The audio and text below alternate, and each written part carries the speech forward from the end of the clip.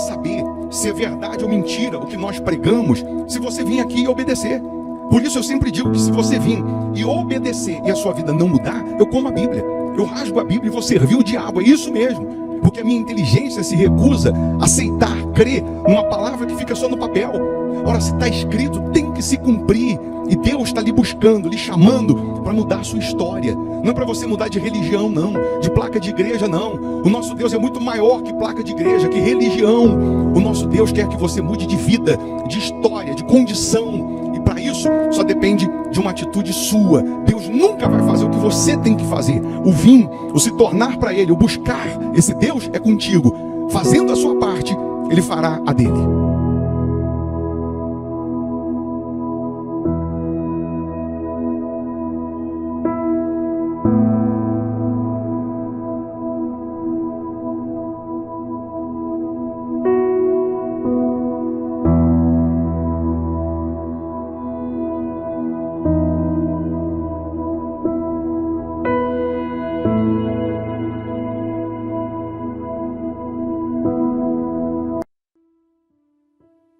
Muito bom dia, que Deus abençoe a sua casa, a sua família de forma gloriosa. Que este sábado seja uma bênção na sua vida, uma bênção na sua casa. Nós vamos, mais uma vez, entrar em oração e eu lhe convido para se unir a nós. Para se unir ou juntar sua fé com a nossa. Para que juntos, então, possamos falar com Deus e determinar que esse dia seja de portas abertas. Que esse dia seja de boas notícias, de milagres para os que creem. Você sabe que a fé, uma vez aplicada, a fé, uma vez externada, ela produz milagres. Ela produz sinais, prodígios e maravilhas. O nosso Deus é poderoso para fazer infinitamente mais do que pedimos, mais do que pensamos. Para você que não nos conhece, eu sou o Bispo Formigoni. Estamos aqui na Igreja Hospital da Alma, que fica aqui em Belo Horizonte, Minas Gerais. Avenida Amazonas, 1744, esquina com Araguari. Mas entenda que Deus, Ele nunca vai te chamar para você mudar de placa, de religião, denominação. Ele te chama para você mudar de vida. As pessoas que ficam brigando, se degladiando com respeito à placa, com respeito à religião. Mas Jesus morreu por mim, por você, morreu por pessoas, não por placas. Então Ele é um só, um único Deus. Prepara aí um copo com água, uma caneca com água, eu tenho aqui a minha preparada. Uma vez, essa água consagrada, ela vai simbolizar o poder de Deus. E onde chegar essa água, ou em quem ela chegar, chegará a luz, chegará a libertação, chegará o livramento, chegará a transformação.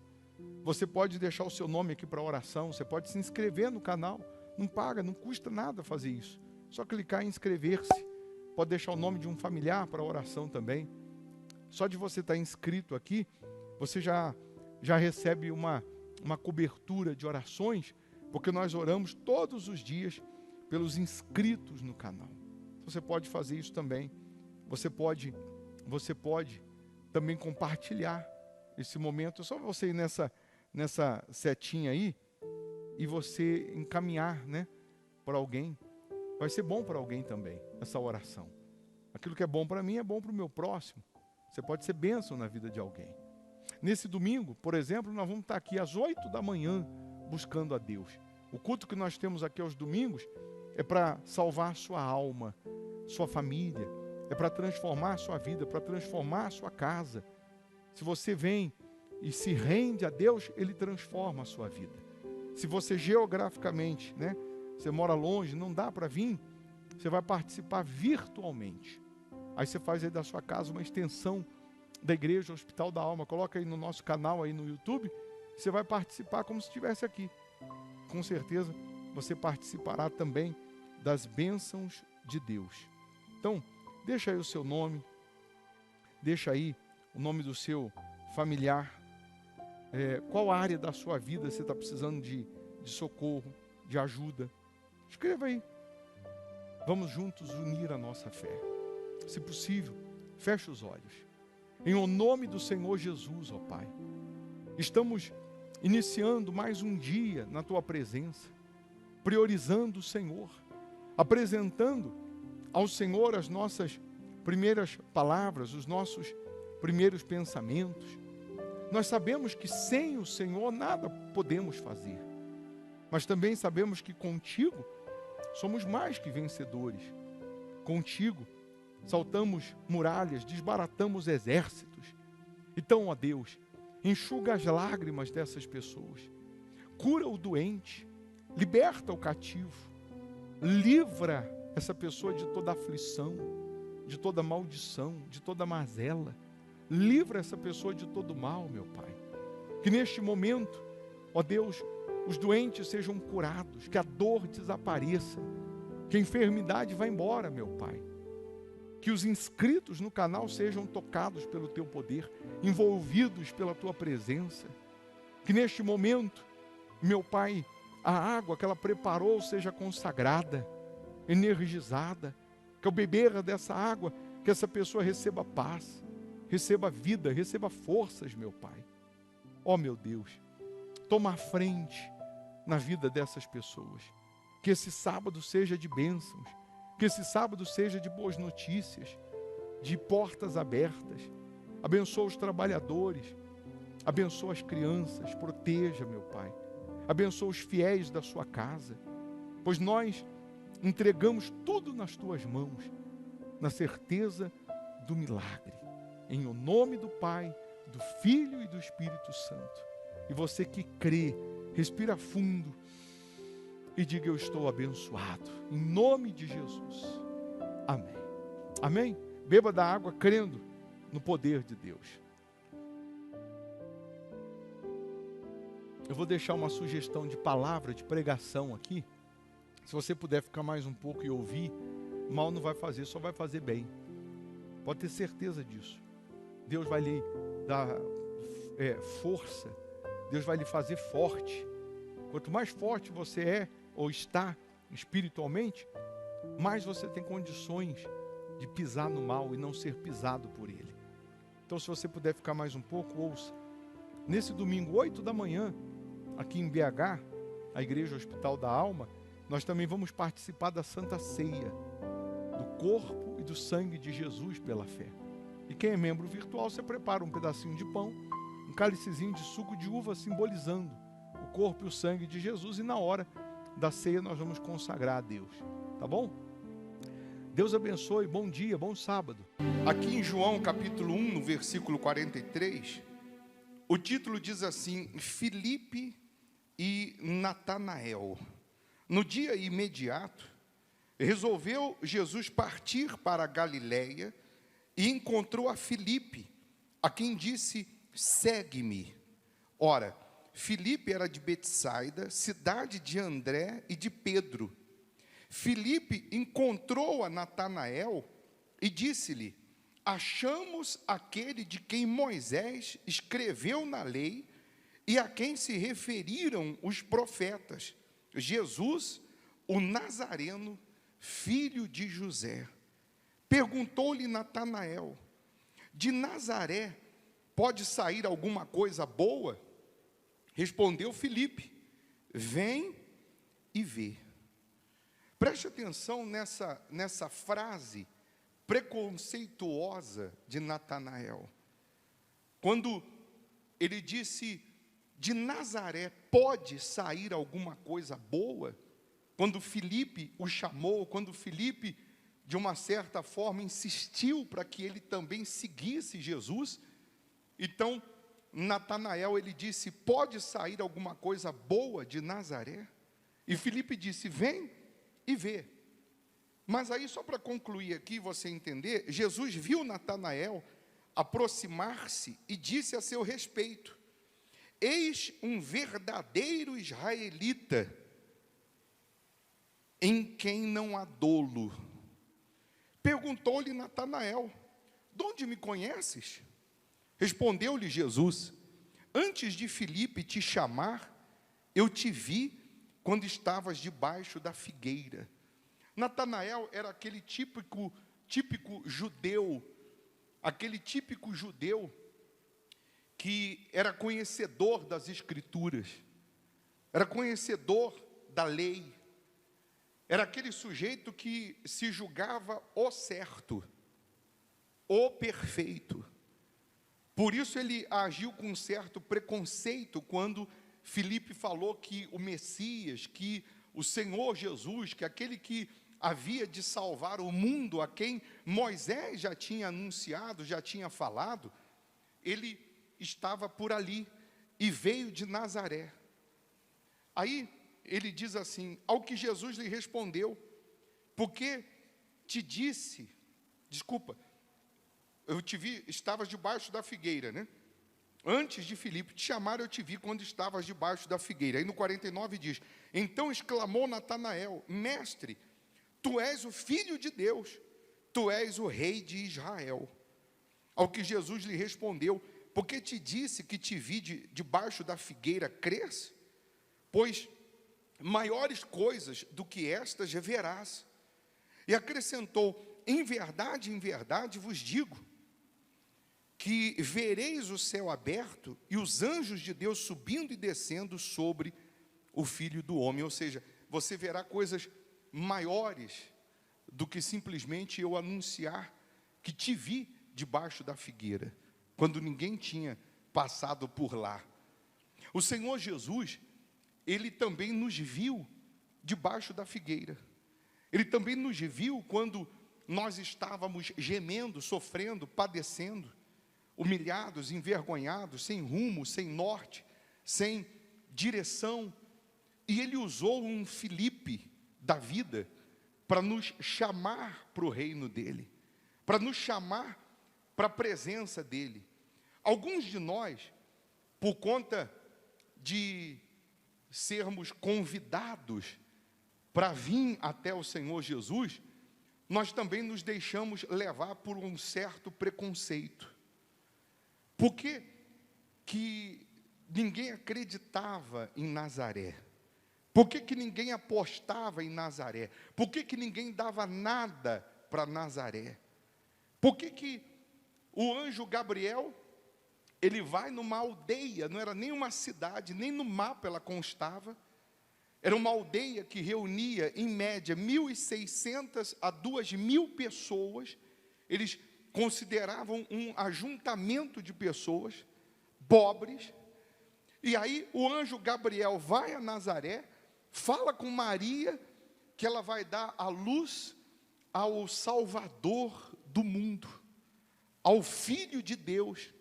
E ele vai sair justamente de uma aldeia, ele vai sair justamente de um lugar insignificante, de um lugar que ninguém apostava, que ninguém acreditava, um lugar que não tinha nem credibilidade. E aí nasce o Senhor Jesus em Nazaré, uma aldeia que não constava no mapa, uma aldeia que ninguém conhecia, um lugar que as pessoas passavam por uma estrada e ela ficava à parte e quase não era reconhecida, quase não era vista.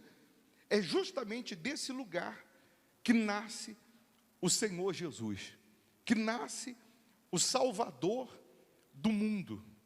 E aí, por Natanael ser um sujeito conhecedor das leis, ele jamais imaginava, como os judeus também não imaginavam, que o Senhor Jesus pudesse vir, surgir de uma aldeia chamada Nazaré.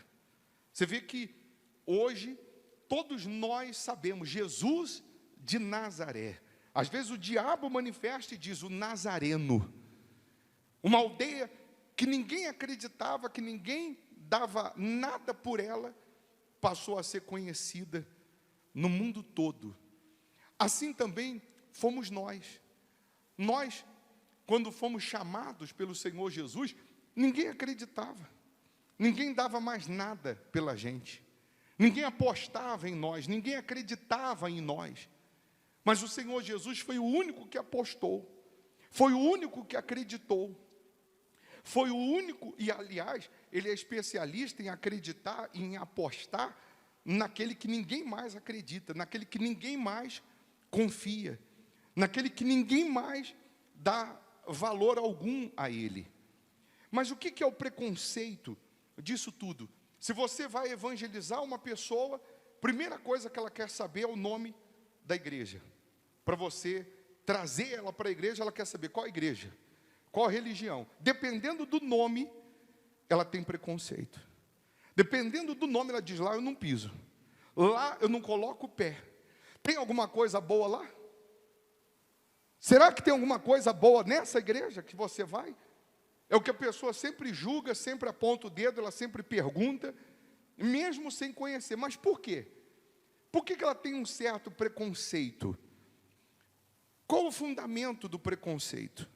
Um grupo de cientistas, eles colocaram 5 macacos dentro de uma jaula e um cacho de banana lá na árvore, lá no topo, no teto da jaula. E toda vez que um macaco subia a escada para pegar a banana, os cientistas jogavam um jato de água gelada nos macacos que estavam embaixo. Ia subir um para pegar a banana, os de baixo apanhavam levando um jato de água gelada. Aí o que começou a acontecer? Quando um macaco ia subir para pegar a banana, os outros davam um pau nele, pegavam ele e davam na cabeça dele, não deixavam ele subir.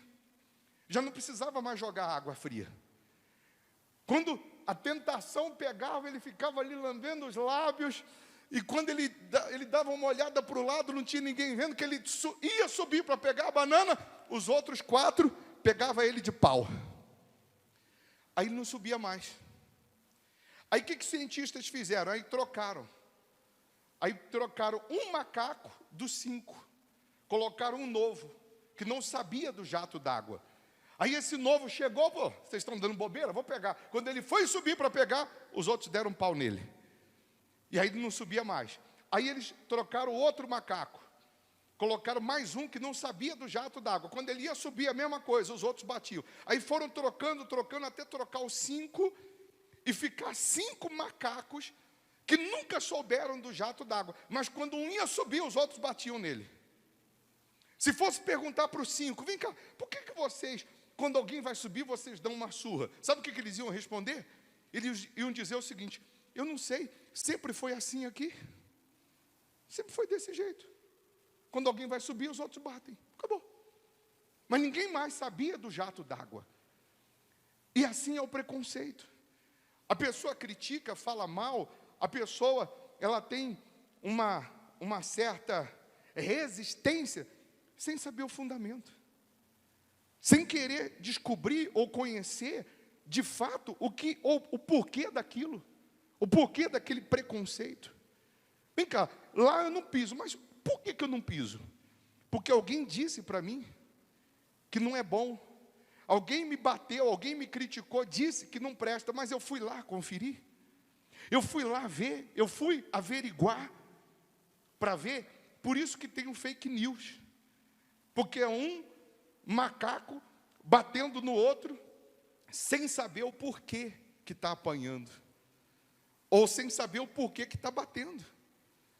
E aí as pessoas são escravas de vãs repetições, que acaba criando uma filosofia de vida. E ela mesmo sofre, e ela mesmo padece.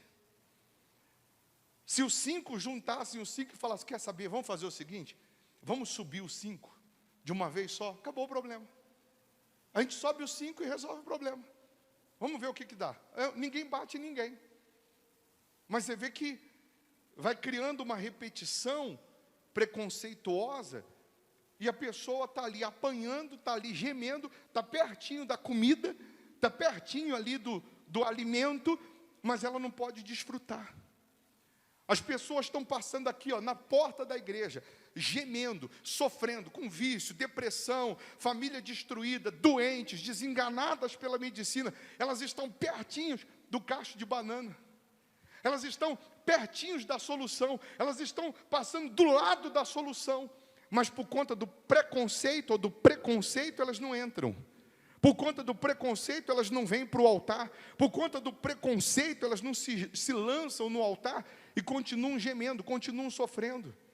Continuam com a vida fadada ao fracasso, continuam com fome espiritualmente falando. só porque alguém colocou na mente, na cabeça, que não serve, que não é bom. Mas ela não foi lá verificar. Ela não foi lá tirar a prova dos 9. Está entendendo sim ou não? Aí, Natanael tinha esse preconceito. Quando Jesus falou, eu te vi debaixo da árvore, aí ele falou, o Senhor é o mestre, o Senhor é o Filho de Deus. Aí Jesus falou, só porque eu falei que eu te vi, agora você me reconhece, você ainda verá coisas maiores. Agora imagina se Filipe não tivesse insistido para Natanael vir até Jesus. Imagine se Filipe, porque a história diz que Filipe insistiu, que ele ficou retrucando, ele ficou batendo a cabeça no poste, dizendo, não, mas de Nazaré não pode sair nada bom, então vem ver pelo menos. Vem e vê. Quando você falar para alguém, vamos lá no hospital da alma, mas é o bicho formigona, não presta. Você diz, vem e vê. Pelo menos vem e vê se Deus está lá ou se Deus não está. Vem e vê se Deus existe ou se Deus não existe. Mas vem e vê. Pode sair alguma coisa boa lá da sua casa? Pode sair alguma coisa boa do seu bairro? Pode sair alguma coisa boa da sua cidade? Vem e vê. Deus te chamou, te escolheu, te buscou, para que através da sua vida, as outras pessoas da sua casa, da sua família, do seu convívio, possam ver Jesus na sua vida, possam enxergar Jesus em você.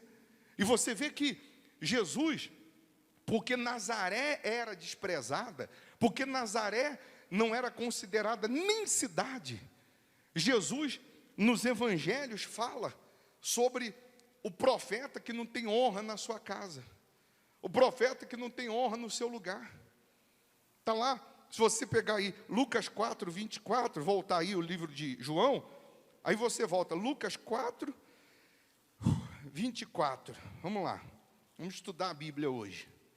Lucas 4, 24, Jesus está lá, pregando em Nazaré.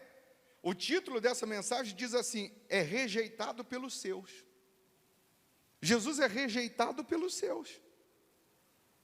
Jesus é rejeitado pelos seus.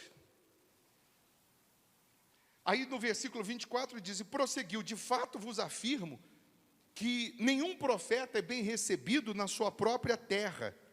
Na verdade vos digo que muitas viúvas havia em Israel no tempo de Elias, quando o céu se fechou por 3 anos e 6 meses, reinando grande fome em toda a terra. E a nenhuma delas foi Elias enviado, senão a uma viúva de Sarepta de Sidom. Havia também muitos leprosos em Israel, nos dias do profeta Eliseu, e nenhum deles foi purificado, senão Naamã o Ciro. Todos na sinagoga, ouvindo estas coisas, se encheram de ira. Só porque Jesus estava pregando a verdade, ficaram revoltados contra ele. E você sabia que tentaram jogar ele de cima de um penhasco? Que tentaram matar Jesus? Está aí. É só terminar de ler. E levantando-se, expulsaram-no da cidade e o levaram até o cume do monte sobre o qual estava edificada, para de lá o precipitarem abaixo. Jesus, porém, passando por entre eles, retirou-se. Mas você vê, da própria cidade de Nazaré queria matar Jesus. Os da própria cidade, os preconceituosos da época. Os preconceituosos da época queriam matar Jesus. Aí Marcos 6, volta ao livro de Lucas, você vai achar Marcos 6, versículo 4. Vamos lá. Achou? 6, versículo 4. Jesus, porém, lhes disse, não há profeta sem honra. O título também de Marcos 6 é, Jesus prega em Nazaré, é rejeitado pelos seus, é a mesma coisa. Não há profeta sem honra, senão na sua terra, entre os seus parentes e na sua casa. Não pôde fazer ali nenhum milagre, senão curar uns poucos enfermos, impondo-lhes as mãos. Admirou-se da incredulidade deles, Contudo, percorria as aldeias circunvizinhas a ensinar. Quer mais? João 7, vamos lá em João de novo. 7 no versículo 5. O título diz: a incredulidade dos irmãos de Jesus. Os irmãos dele, da casa dele. No versículo 5 diz, capítulo 7 de João, versículo 5: pois nem mesmo seus irmãos criam nele. Está entendendo sim ou não? Pois nem mesmo seus irmãos criam nele. Então, a gente vive o mesmo drama, o mesmo dilema nos dias atuais. Pessoas que a gente mostra Jesus, mostra o milagre, mostra o diabo manifestado, o diabo aponta, Jesus está aqui, aponta para onde está o meu Jesus, diabo. Aí ele aponta, está aqui, e mesmo assim a pessoa não se entrega a ele. Mesmo assim a pessoa não se rende a ele, mesmo assim a pessoa não se joga nos braços dele. Ela continua mentindo, ela continua no pecado, ela continua na mágoa, ela continua na infidelidade, ela continua com os maus olhos, ela continua com a malícia, ela continua caminhando para o inferno, mesmo Jesus estando na frente dela. Mesmo Jesus estando com ela, ele disse: por que me chamais Senhor, Senhor, e não fazeis o que vos mando? Jesus está perguntando: por que você me chama e você não faz o que eu mando você fazer? Por que você me chama e você não se submete a mim? E olha que Jesus já falou para a gente que viu a gente debaixo da figueira. Você quer ver como ele falou com você que te viu debaixo da figueira? Quem quando chegou na igreja, tudo que o pastor pregou, sem ele saber quem você era, como você estava, parecia que ele só tinha você na reunião. Foi tudo para você. Levanta a mão. Quem aconteceu isso com você? Levanta a mão. Era Jesus dizendo: eu te vi debaixo da figueira, antes de você vir aqui. Era Jesus falando para você: eu te conheço, eu sei quem você é, antes de você vir aqui. Era só Jesus se apresentando. E era para você, para todos nós, termos de repente a reação de Natanael: ah, então o Senhor é o Filho de Deus, o Senhor é o Deus verdadeiro, vou me entregar ao Senhor. E Jesus falar para a gente o que falou para Natanael: você verá coisas maiores, você verá os céus abrindo, os anjos subindo e descendo, ou seja, a salvação, a vida eterna, você vai receber a vida eterna. Eu morava numa cidadezinha chamada Lucélia, no interior de São Paulo, que tinha 22 mil habitantes na minha época. Como eu mudei, ficou 21.999.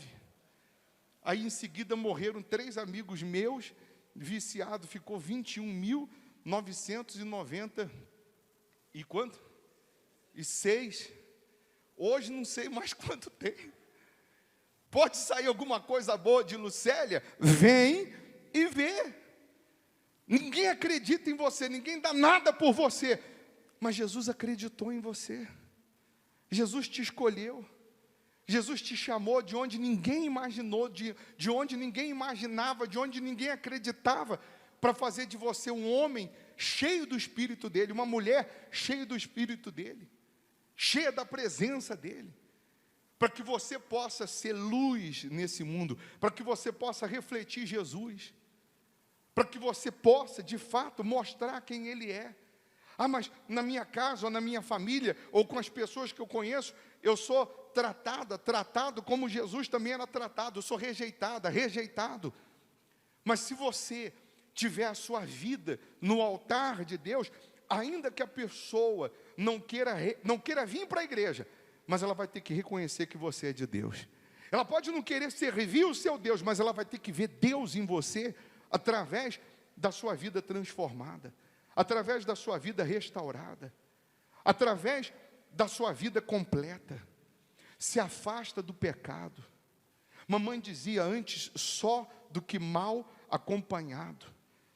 Se você está andando, tem alguém, vem cá Luizinho, tem alguém que você vive, convive, e esse alguém está sendo usado pelo diabo, não tem nada de Deus, só palavra torpe, só palavra de engano, só palavra de derrota, só palavra de mentira, se afasta.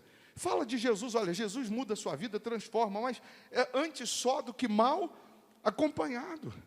Eu vou falar de Jesus, eu vou orar pela alma dele, eu vou querer a salvação dele, mas é melhor eu andar sozinho e ser salvo do que eu ficar de conversa fiada com ele e ir para o inferno junto com ele. Porque o diabo não é burro, não. O diabo sempre vai colocar alguém para tentar desviar você da verdade, desviar você da comunhão com Deus, desviar você da sua vida espiritual.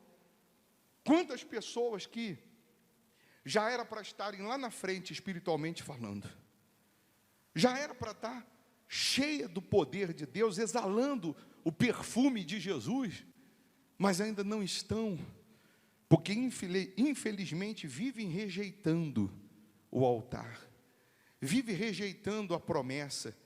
Vez em quando vem um pensamento: se eu fizer esse voto, se eu fizer essa campanha, se eu fizer esse propósito, eu posso tomar um jato de água fria, como os macaquinhos pensavam, então não vou nem tentar mais. Só porque alguém disse alguma coisa lá atrás, só porque alguém falou alguma coisa lá atrás, ela tem um preconceito com o altar, tem um preconceito com aquilo que é santo, com aquilo que é sagrado. E se você ler a Bíblia, ninguém vai te enganar. Ninguém vai te enganar com respeito a dízimo, com respeito à oferta, porque está na Bíblia. É a palavra dele, é a promessa dele.